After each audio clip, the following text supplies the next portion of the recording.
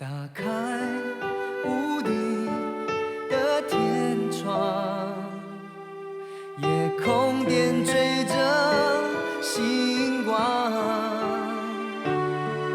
黑夜或许很漫长，却阻挡不了天亮。只要你驻守着希望，我懂你面对的困难，我明白坚持很难。别一个人承担，因为你并不孤单。其实爱就在你的身旁。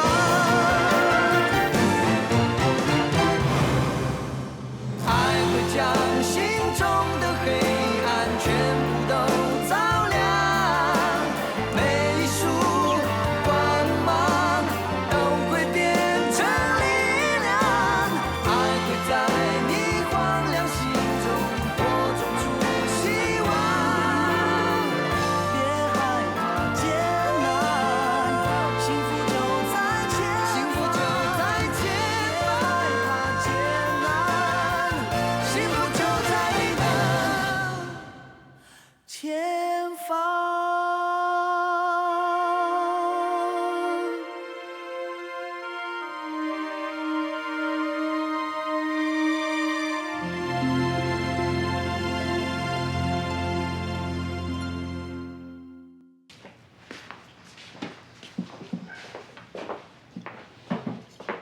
Yati, prepare breakfast for sir.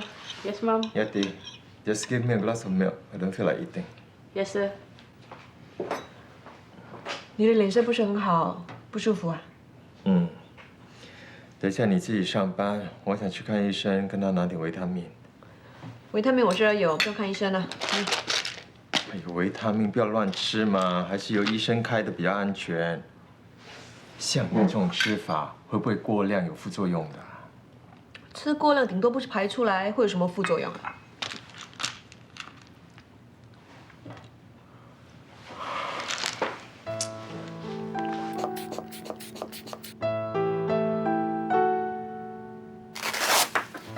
你最近是不是常常感到头晕，容易疲劳？是啊，最近很容易累，又睡不着，心跳得很快，昨天还差点晕倒。你有高血压，而且没有好好的控制，收缩压已经升到160了。刚才测量过你的血脂也很高。我最近工作忙，工作压力也大，加上失眠，会不会是因为这些原因呢？根据你的检验报告，不只是你的血压和脂肪达到危险水平，你的血糖含量也偏高。我建议你去做一次详细的身体检查。应该没这么严重吧？平时我吃些维他命就没事的。人的身体出现状况时，常常会出现一些征兆，只是有些时候病人没有注意到，或者是不加理会。以前我也常常这个样子啊，我看因为是太劳累的关系吧。那好吧，做医生只能够给一忠告，我开一些降血压的药给你。不要吧，听说这些药吃了就不能停的。可是你的血压这么高，如果不吃药控制的话，会导致心脏病、中风、失明、肾衰竭等严重的并发症。以你目前的情况，一定得吃药。那好吧，那你可不可以顺便给我一些维他命？好吧，不过你要记住，要尽量控制你的情绪，不要乱发脾气。如果有呕吐或头晕的现象，要立刻去看医生。知道了。我给你一封信，建议你去 NKF 的预防中心去复诊。到时再说吧。Boss，准备好了没有？就要开放了。全都准备好了。那其他人呢？哦，今天克利那边只带了2个人来。2个人。记得啊。哎，走。早。 Kelly， 今天怎么只有2个人啊？一个 MC，另外2个我放他们假了。这时候你放他们假？你别那么紧张，以我的经验，我们几个是可以应付的。你这是什么服务态度？那虽然我把事交给你，但你也不能随便给我2个人就算了。如果你这样的话，你叫我们以后怎么合作？好好好，我先去叫人来。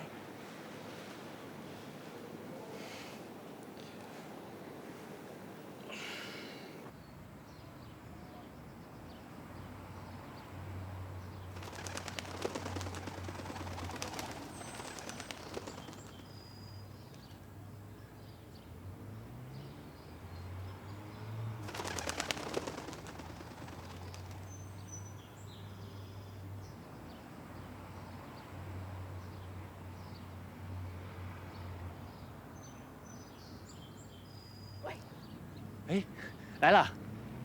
你在看什么？看得那么入神。我在看那对夫妇，你看，他们好像结婚很久了，可是还是那么恩爱。你又知道人家结婚很久，可能是黄昏之恋呢。黄昏之恋？不像吧？这种事情看得出来的吗？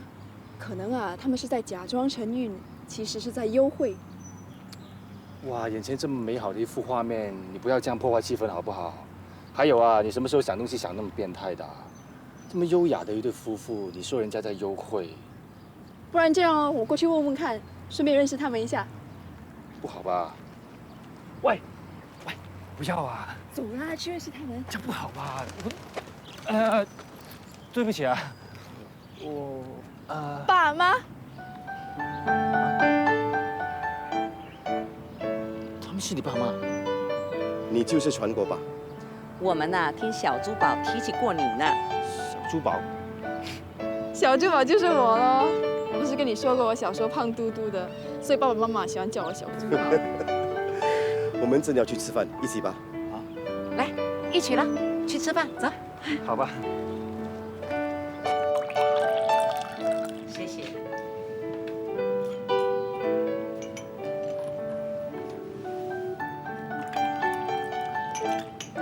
小姐，我还想点一个白果芋泥。可是那个很甜又很油腻。可是我就是喜欢吃吧。小珠宝很贪吃的。啊！你们才刚刚认识传国，就在他面前说我的坏话。传国啊，你不要太介意啊。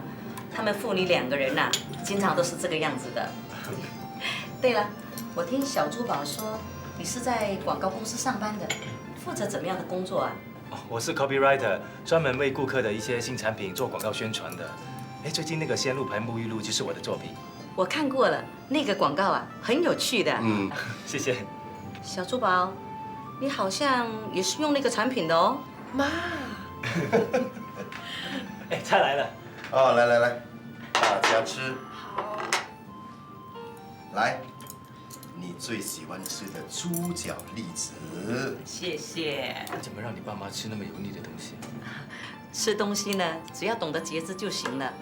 如果你喜欢吃的食物呢，脂肪太高的话，就不要常常吃，久久吃一次，没有问题的。我妈在退休之前呢是护士长，怎么吃的健康，她比我懂得还多，你少为他们担心啦。怪不得刚才伯母说话的语气这么像你。我和他妈妈平时都很注重饮食的，那不过做人嘛，总要有一点乐趣。如果什么东西都不能够吃，那做人还有什么意思呢？对，我也是这样觉得。来吃。伯父伯母经常到公园做运动的。是啊，年纪大了，多做运动对身体有益。是啊，爸爸除了打太极之外呢，也经常去游泳的。他们啊很少生病的哦，昨天才刚刚去做身体检查，医生还说他们身体很健康呢。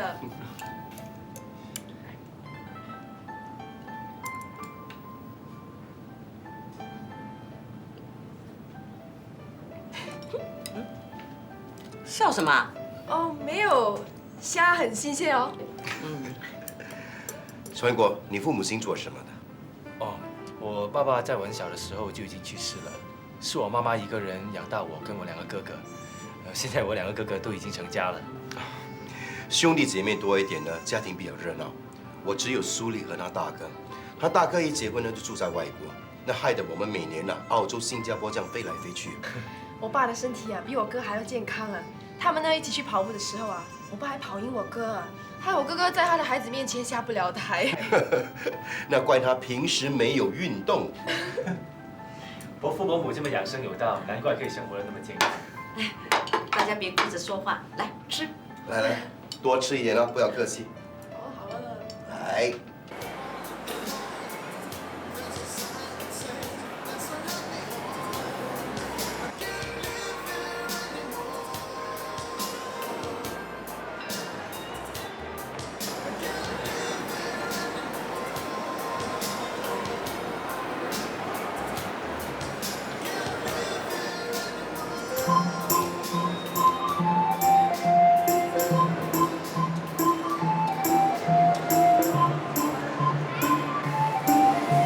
你爸妈那关我算是已经过了。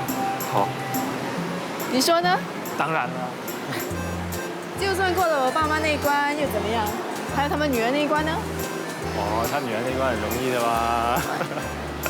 那如果你以后老了会像你妈那么温柔体贴的话，我就想一想，考虑一下，要不要再过那一关？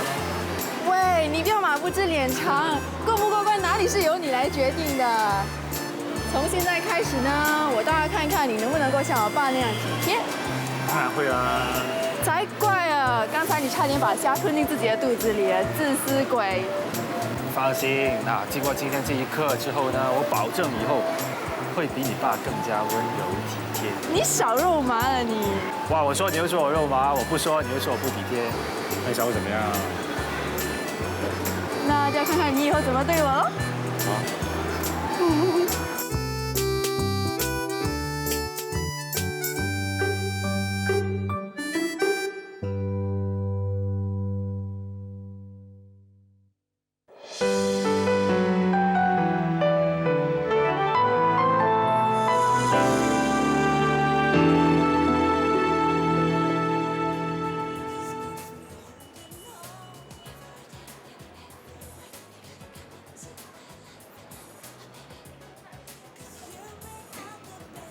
Brother 苏丽，哎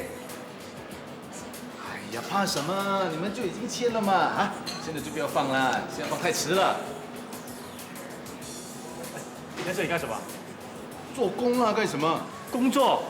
不是吧？你的反应那么大，又是你说的，是人的话就一定要找一份正当的工作。对了，如果以后你们要买手机的话，找我 OK？ 你终于肯定下心来工作，是件好事。有古怪吧？哎，苏丽，你们怎么都在这里啊？哦，我记起来了，微微在这里工作，难怪之间看起来那么熟。哎，是我要微微介绍我来这里工作的啦。哦。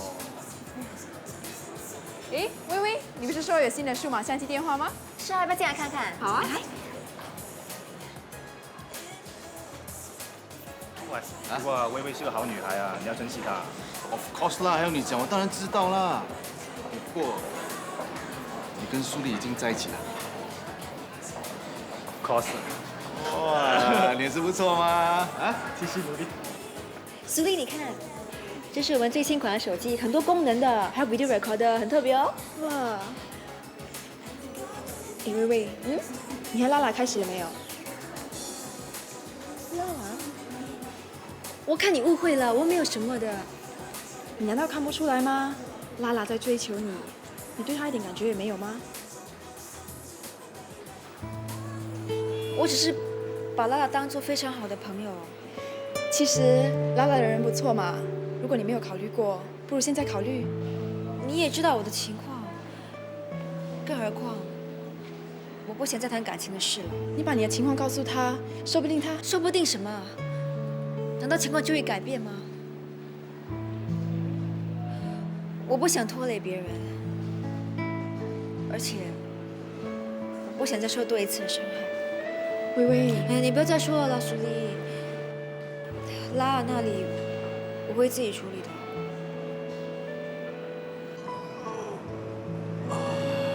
好累啊，好久没有这么累了嘞。拉拉，你是不是在追我？是啊，我做的那么明显了，难道你还看不出来啊？不要开玩笑了，你不可以追我的。为什么？难道你不喜欢我咩？你不要再问了，我们是不可能的。哎，那你总得给我个理由啊！你不要再问了，求求你啊！你是不是有男朋友？你不喜欢我，你讨厌我啊？不是的话，那你总得跟我讲清楚啊！你不说的话，我不让你走的。你真的想知道？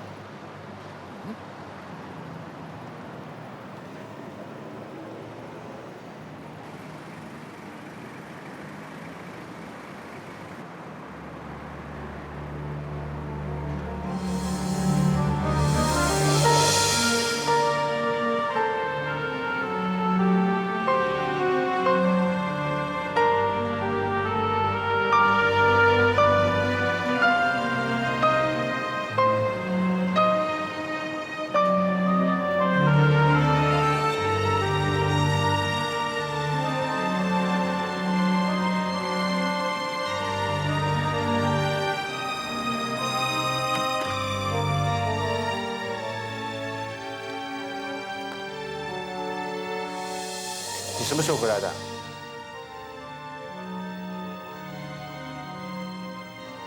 你怎么了？发生什么事啊？喂，你是不是早就知道微微的事情了？我知道微微什么？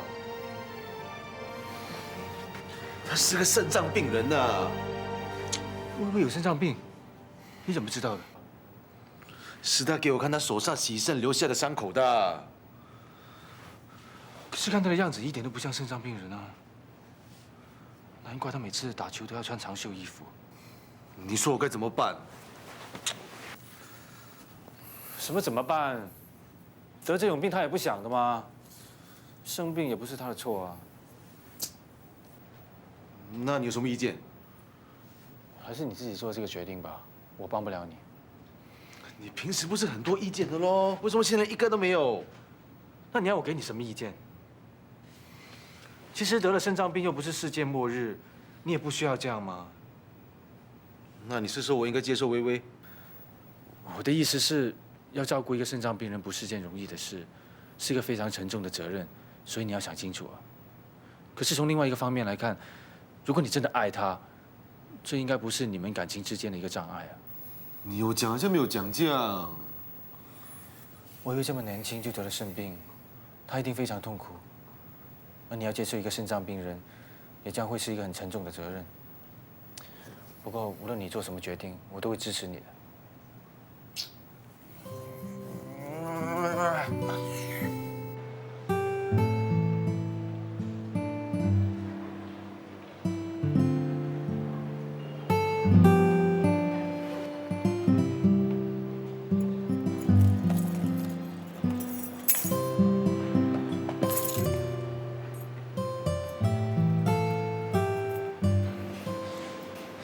早。早。哦，我帮你开。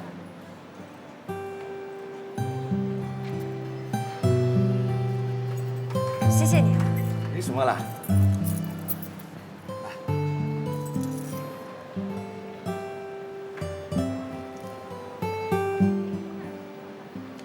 哦，我要去买早餐，你要不要？不用了，我吃过了。哦，那我先去买哈。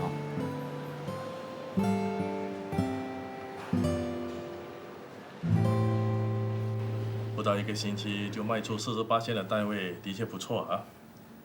我有把握，在第2期推出之前，我们的销售额能够达到88%。这次的成绩我很满意 ，Give up。谢谢。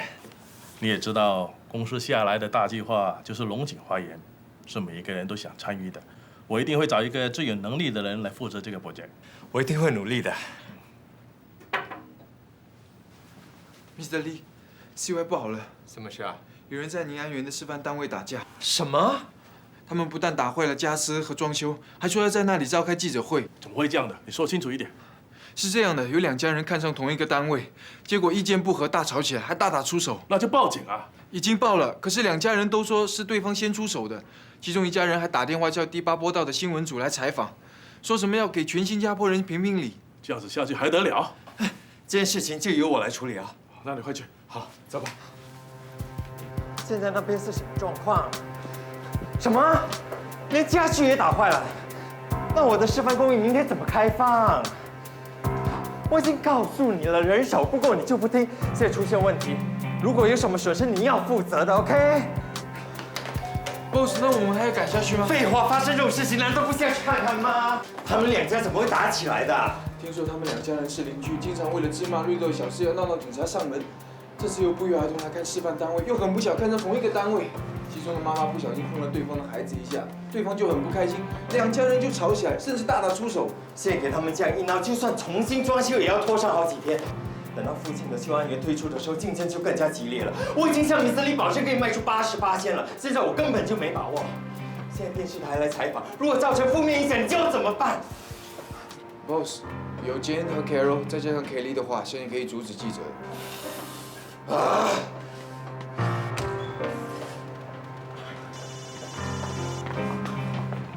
喂，Jane，现在情况怎么样了？电视台的记者都来了。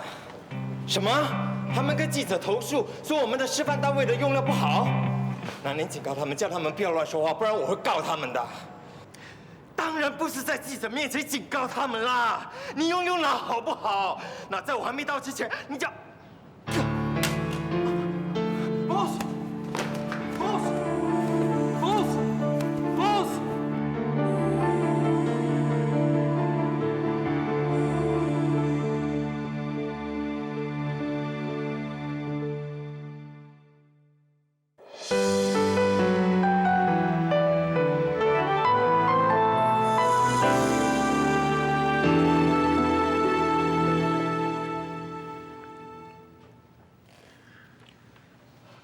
发生什么事了？你是轻微的中风，同事把你送到医院来。不过你放心，你的情况并不是很严重。那么你的身体和你的嘴巴会有一些麻痹的现象，再过1-2天就会好了。不过许先生，你知不知道你自己的血压非常的高？我有吃药啊。除了定时的吃药之外呢，还要注意你的饮食，不可以让自己操劳过度。也不可以让你的情绪太过的激动，还有，你的血压居高不下，如果不加以控制的话呢，很可能会引发其他的并发症。情况严重的话，可能会导致你半身不遂，或者是瘫痪。所以，我希望你可以留在医院做一个仔细的全身检查。医生啊，我手头上还有很重要的工作，我可以出院吗？你这次中风的情况可大可小。如果不加以注意的话呢，再度中风的机会很高，所以你还是谨慎一点的好。医生，我会注意的。不过如果可以出院的话，我希望能够尽快出院。我希望可以再观察你几个小时，确保你没事，我才可以让你出院。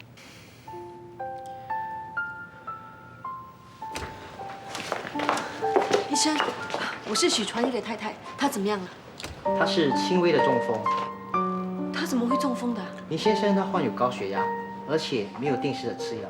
这次也许是因为工作压力，再加上情绪紧张，所以才会导致中风。那他现在没事了吧？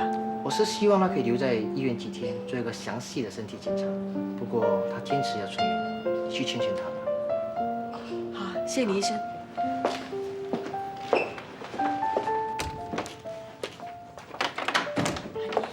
医生告诉我说你中风了。没事。没事没事。平时啊，叫你少吃点油腻的东西，喝少一点酒，你就是不听。好了，你现在看看你自己，才40岁就中风了。都说没事了。林安源出了事，你偏偏在这个时候晕倒，我看得出 Mr. Lee 嘴里不说，可是心里啊非常的不开心哦。林安源现在怎么样了？你的好手下 Fred 已经帮你解决了，他一到现场就马上接手记者招待会，而且啊又单给那2户人家特别配套的价钱，说呀皆大欢喜啊。那被破坏的示范单位呢Fred 请电视台在示范单位重新装修之后，再来为那2户人家做特别签约仪式的报道。一方面事情算是一个圆满的结局，另外一方面又可以为林安源做宣传，所以 Mr. Lee 还特别称赞他处理得很好呢。那就好。还那就好啊，汉妮，我看得出 Fred 是有野心的，他对你这个位置啊早就虎视眈眈，现在给他逮着这个机会，你再不好好表现一下，你在公司的位置啊很快就会被取代的。好了，不要再啰嗦了。你还嫌我啰嗦啊？我是提醒你，我是为了你好啊。你的功劳被人家抢去了，你的位置快被人家抢去了，你知道吗？你还嫌我受的刺激还不够啊？还说。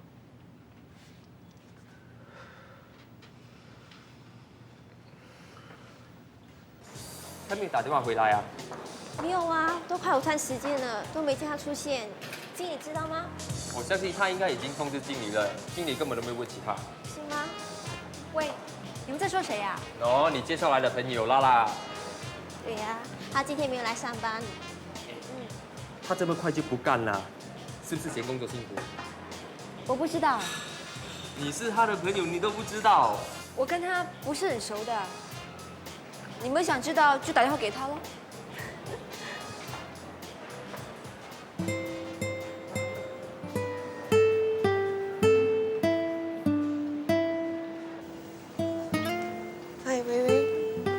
色不是很好，是不是不舒服啊？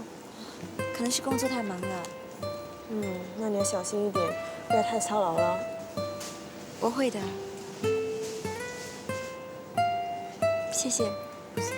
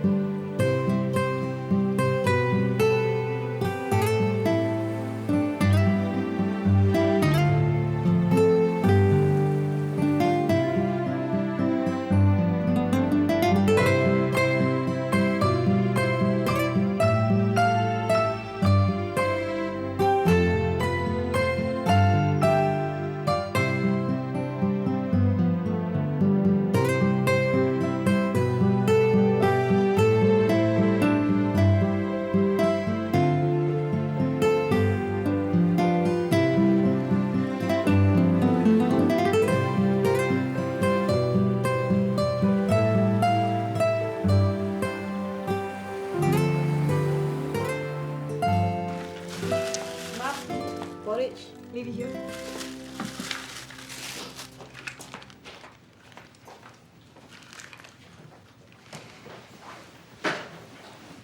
喂，海宁，先别睡啊！起来吃粥，然后吃药睡觉。又是粥啊？可以叫雅弟煮点有味道的吗？医生吩咐你这2个月要吃清淡一点，还有啊，不能操劳。医生说，他说的就是圣旨啊。我是为了你的健康着想，他要你多留院观察几天，你又不肯。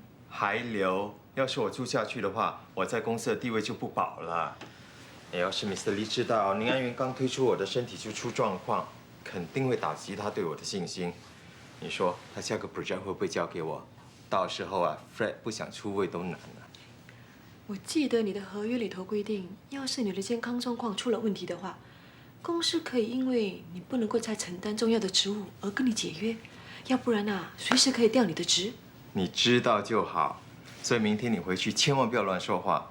那如果他们问起我，你就说我是疲劳过度，千万不要提什么高血压中风的。知道啦，我又不是笨蛋。你整天跟那些三姑六婆混在一起，我是怕你不小心会说溜了嘴。不会的啦，来吃粥，然后吃药睡觉。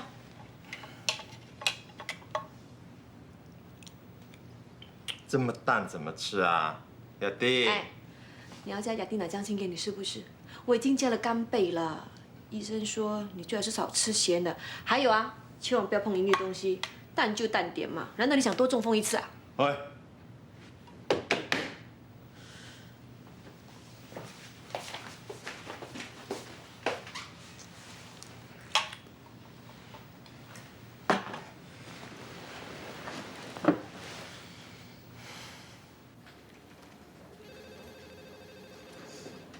Boss， 你回来了，你还好吧？爸爸，你没事吧？没事没事。Boss， 你回来就好了。那一天突然的晕倒，真的吓坏我了。我只不过是太累，不过我真的要谢谢你送我去医院啊。只要你没事就好了。听说你把客户打架的事情处理得很好 ，Mr. Lee 还因此而夸奖你呢。没什么啦，都是你平常教的好。那我先去忙了。哎，西外。哎呀，没事回来就好了。我还想到医院去看你呢。你有心，我没事。那就好。我还在担心，如果你发生什么事，接下来宁安园还有龙井花园怎么办？你不用担心，我一定会把这2个 project 处理好的。哎，最好呢不要太操劳，要不然像那天昏倒就不得了了。我只不过是疲劳过度，再加上没有吃早餐才会昏倒的吗？现在检查过了，我根本就没事。其实宁安园我已经安排好了。如果 Mr. Lee 真的把龙井花园交给我，我现在马上就可以进行了。哎，文燕，你回来了。哎，我刚刚还向美山问起你的病况，你没事吧？哦，没事，你有心了。那就好，我还担心呢。今天中午中国的买家要到新加坡来考察，来看看我们的宁安园。你不在，我还想叫 Aaron 去。既然你回来，那就好。这个保洁就交回给你负责，好，包在我身上。对了，他是我们的大买家，要好好交代。这当然。来了，进来，我有事讲跟你。好的。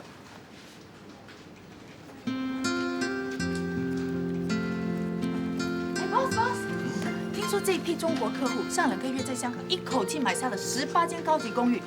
如果这回他看上我们的宁安园，哇，我们的年底花红就有着落了。知道就好，还不打起精神？那你去安排车子到机场接他们，你打电话去酒店考分他们的房间。还有 Fred， 今天晚上你就陪我招呼这班中国客户，好不好？来，大家加油！走。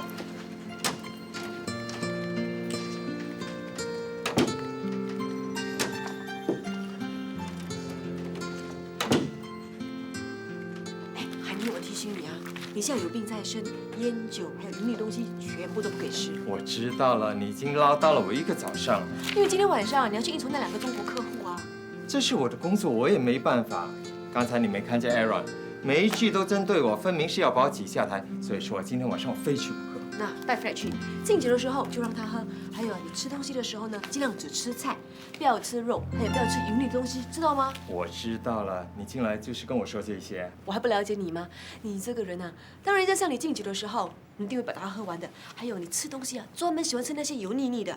哎，我告诉你，你现在是有高血压，要是下次再中风的话，肯定是瞒不住公司的。反正今天晚上喝酒是免不了的，我只能够答应你，酒我少喝，晚餐我就只吃菜 ，OK？ 你说到要做到哦，我已经吩咐雅弟把酒全部给储起来，以后啊你一滴酒都不能喝。好了好了，你先出去 ，OK？ 喂，吃药了没有？哎呀，忘了。哎呀，你看你呀，我跟你说了这么多都是白说的，去打杯水给你啊。谢谢。喂，什么？班机提早到了，哦，车子已经在楼下了。好好好，我先下来哈。哎，你要去哪里啊？班机提早了，我要去接机，我先走了，拜拜。喂，你吃药了没有啊？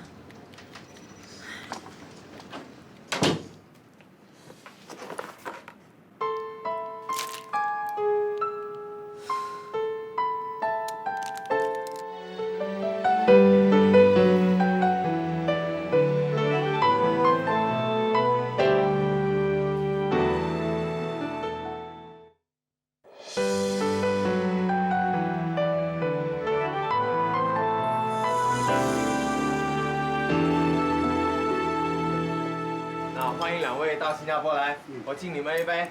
来，希望你们玩得愉快啊。这个洋酒不错，不过还输我们那儿的5粮液啊。如果你想喝5粮液，我可以叫 Fred 去找的。那不用，这个就可以了。来吃菜，吃菜。今天你们盛情款待，我先敬你们一杯。来，我们大家干杯！来，干杯！好。干了。来。对了，2位不要光喝酒忘了吃菜啊！来，尝尝这里的招牌菜。哎，太客气了。谢谢。其实我们很想尝一下这里道地的南洋美食。那宵夜的时候可以带你们去吃这里著名的肉骨茶。好。那晚上的节目？放心好了，今天晚上的节目我早就安排好了，包你们满意。哎，小许啊，你的酒杯怎么压根没动过啊？是不止这样，桌上的菜你也没动过啊？我喝。那先干为敬啊。好。好，来，我再给你加点酒。不行了，再喝我就要醉了。哎，哪那么容易？怕醉是吧？来，多吃点肉，没问题。来，多吃点肉。对。别客气。你们吃啊。好，够了。谢谢。谢谢。哎，吃啊！吃啊！来，快点吃啊！来吃，大家吃啊！所以要好好的照顾伺候着张董和关总啊，他们才是今天的主角啊！知道啦，来喝。哎 ，Fred，怎么下子就醉了，醒醒嘛！这 Fred 真没用，这样快就醉倒了。你看他这样就醉了。哎，小许啊，我们可不能像小刘啊，要不然小姐会笑话我们的。当然。来干。哎，干！来，大家起来！来，我们干杯哈！露露啊，小刘醉了，甭管他，来伺候小许去。没问题。来，我敬你嘛。哎，我也我这杯嘛。要喝。啊，2杯的啊。好，多一杯。来。对了耶。厉害。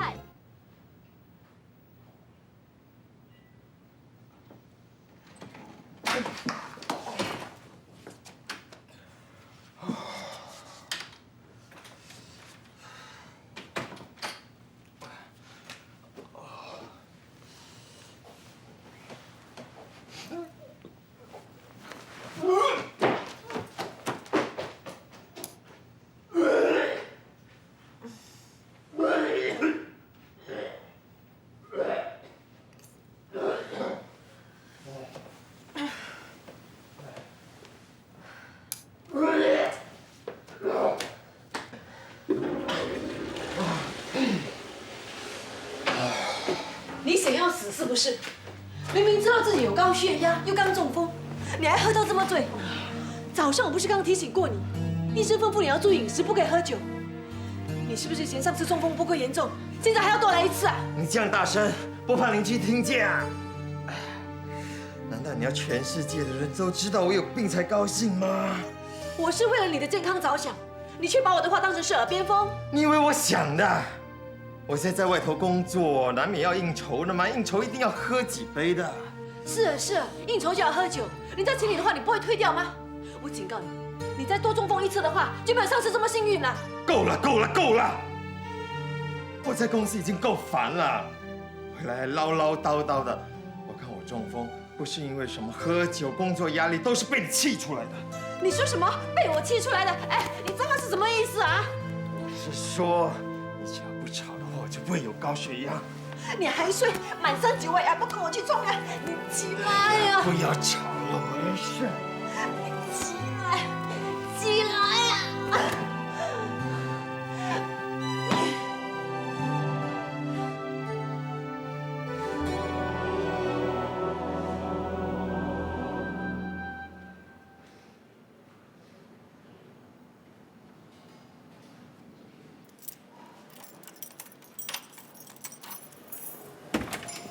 小姐，请。是你？当然是我了，不然还有谁呀？你不是辞职了吗？我辞职？谁说的啊？你那么多天没来上班，同事们都以为你辞职不干了。我拉拉是这样的人吗？我只是请了几天无薪假期而已，经理都已经知道了。那你请无薪假期干嘛？当然是有事情做啦。哎，我跟你讲啊，中午我们一起吃饭。吃饭？就这样说定了啊。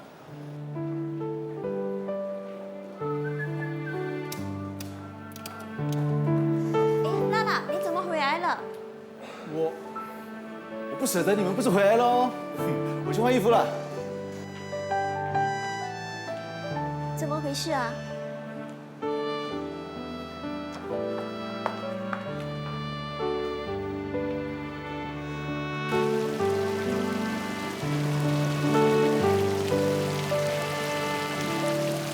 各位，你最喜欢吃的鸭饭。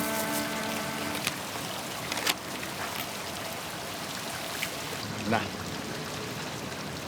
谢谢。是吧？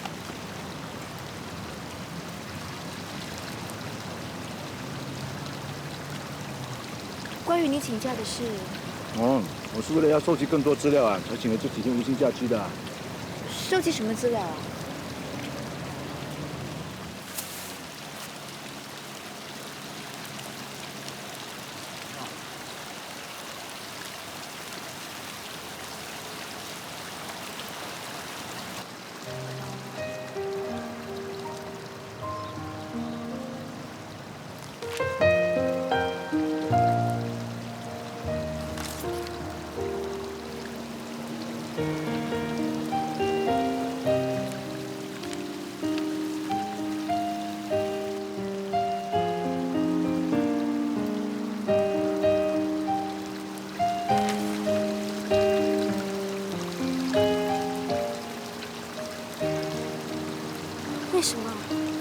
当然是为了了解你的病啊。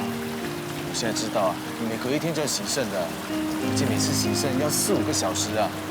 你又不可以喝太多水，喝太多水的话，你洗肾的时候会很痛的。你这些日子就是去找这些资料。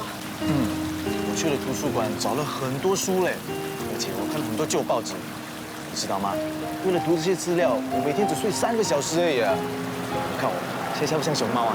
你为什么要这么做？当然是为了你啦。我知道你那个时候没有跟你说一声就不见掉是我的不对，可是你突然间告诉我你的病情，我也不知道怎么反应啊。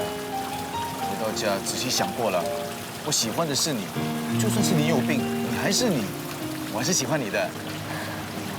傻瓜，跟我在一起对你是很不公平的。谁说的？如果你是为了这个病而不要跟我在一起，那才对我不公平啊！肾脏病人的苦，不是我们自己一个人的苦。陪伴在我们身边的家人，除了照顾我们的健康，还要负担沉重的经济压力，更要为许多突如其来的情况担惊受怕。这些生理和心理的折磨，不是你们正常人能够了解的。这些我都能了解啊，因为每逢1、3、5去洗肾的时候，都有偷偷去看的。哇，那些针那么粗插在你身上的时候，我都能感觉你的痛苦的。我们肾友在洗肾的时候，有时会抽筋，有时会血管阻塞，甚至啊还有突发的病症呢。这些我都知道啊，我想得很清楚了，我要和你在一起，在你生病痛苦的时候，用我对你的爱分担你的痛苦。可以，我不可以这么自私的。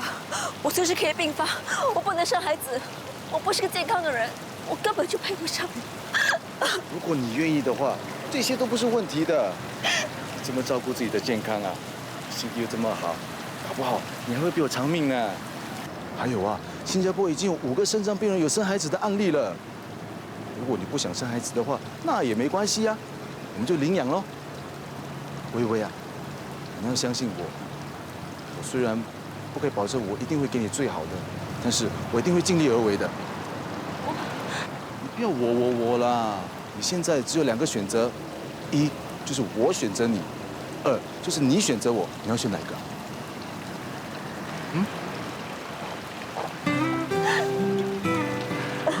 好啦，不要哭了啊！以前呢，我是不能分担你的痛苦，但是将来的痛苦和快乐，我一定会跟你一起分担、一起分享的。不要哭了。我们相约在圣诞节晚上，说好要不见不散。想给你一个难忘的夜晚，永恒的一个圣诞。找寻着一份最特别的礼物，找到了，你是我等待的答案。我想借由这首歌曲表达，此刻我多么幸福。你世上藏给我最好礼物，一定会让你幸